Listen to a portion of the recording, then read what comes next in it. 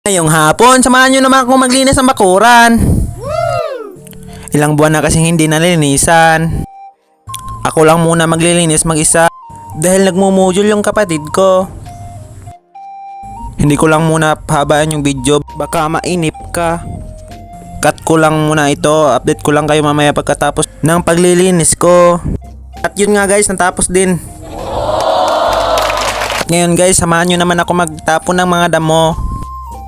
Sinong naawa dyan? Tulungan mo naman ako. Chut! Ganyan ako kasipag pag naboboard ako. By the way guys, follow nyo naman ako. At ngayon, dito naman tayo sa gilid ng bahay namin. Pinas forward ko lang para hindi ka mainip.